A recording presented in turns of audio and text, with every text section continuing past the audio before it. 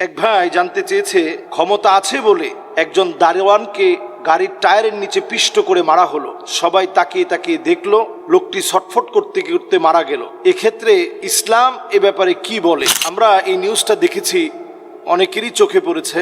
আমিও এই নিউজটা দেখে হতবাক হয়েছি।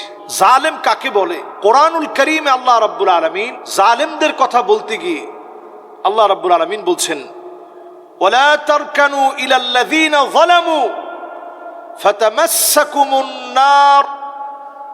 কোরআনুল কারীম আল্লাহ তাআলা বলছেন, খবরদার, ওয়ালা তারকানু, জালেমদের সহযোগী হও না, নিজে জুলুম করবা না, জালেমদের সহযোগীও হবা না, সহযোদ্ধাও হওয়া যাবে না জালেমের।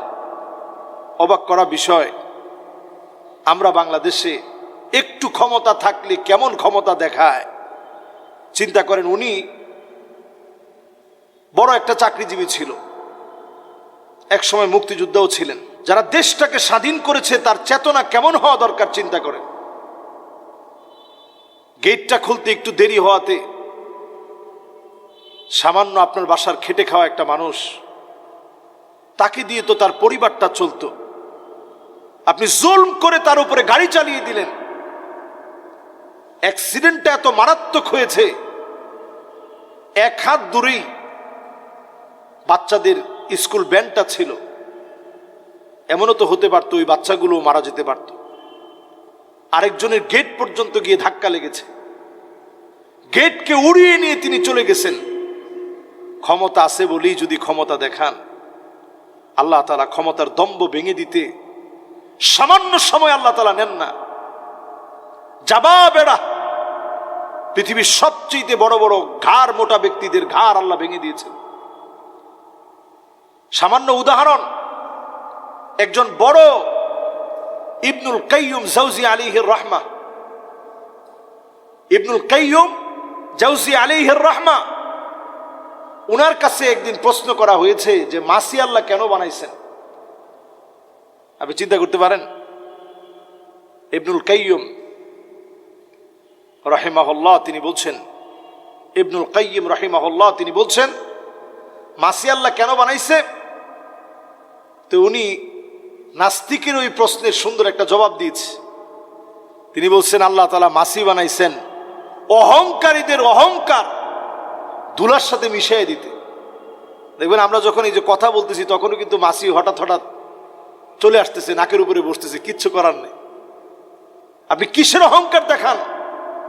একটা মাছির দিকে তাকায় দেখেন, আপনার নাকের মধ্যে বসতেছে অনুমতি ছাড়া। আপনি ঘুমায় আছেন, চোখের মধ্যে বসছে, আপনার ঘুম ভেঙে গেছে, লাফ দিয়ে উঠছেন, ঠোঁটের মধ্যে বসছে, সেন্টারিং করতেছে বসে বসে, আপনার ঘুম ভেঙে গেছে। আপনি কিসের অহংকার দেখান? একটু ক্ষমতা পেলেই রাজাবাজারের মতো একটা জায়গায়, ব্যস্ততাময় ঢাকা শহর, রাজাবাজারের মতো একটা জায়গায়, এই ব্যস্ত নগরী ঢাকা শহরের ভিতরে তিনি সজোরে, একটু খুলতে কেন দেরি হলো, গেট টেট নিয়ে তিনি একেবারে সামনের দিকে চলে গেছেন। ওই দিন ড্রাইভার ছিল না, নিজেই ড্রাইভ করতেছে, এবং আশেপাশের লোকজন সবাই বলতেছে যে লোকটা সবসময় সবার সাথে খুব খারাপ ব্যবহার করে, ক্ষমতা দেখায়, অহংকার দেখায়, দাম্ভিকতা দেখায়। আপনি যে একটা প্রাণ শেষ করে দিলেন, এটা শাস্তি তো মৃত্যুদণ্ড। যে অন্যায় আপনি করলেন, শরীয়তের শাস্তি দেয় মৃত্যুদণ্ড। যদি আপনি হত্যাকারী হন, ইচ্ছায় যদি আপনি হত্যা করেন, সিসিটিভি ফুটেজ চাওয়ার পরেও দেওয়া হচ্ছে না, এলাকার সব লোক তার ব্যাপারে সাক্ষী দিচ্ছে।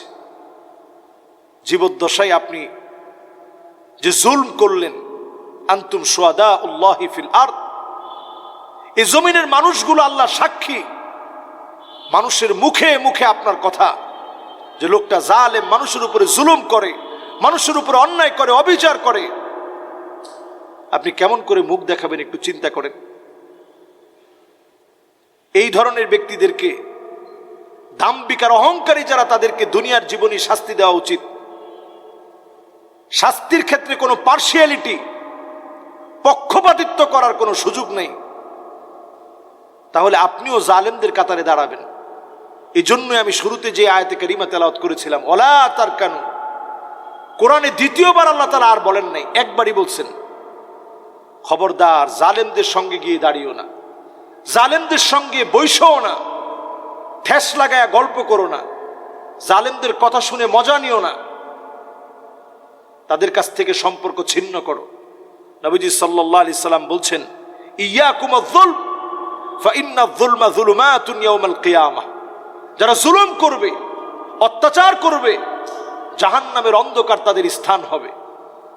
আপনি মনে করছেন কিছুদিন জ্বললাম তাতে কি?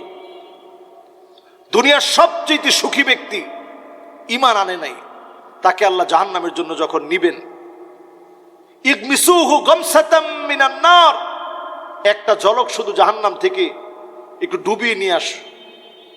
লোকটাকে একটা জলক জাহান্নাম থেকে যখন জাহান্নামের আযাব দেখায় নিয়ে আসা হবে, আল্লাহ বলবেন, একটু বলো তো দেখি দুনিয়ার কোন সুখটা তোমার মনে আছে? লোকটা বলবে, মা আসাবানি কত্তু নাঈম, দুনিয়াতে কোনোদিন কোনো সুখে আমি দেখি নাই। কিসের জুলুম করেন আপনি?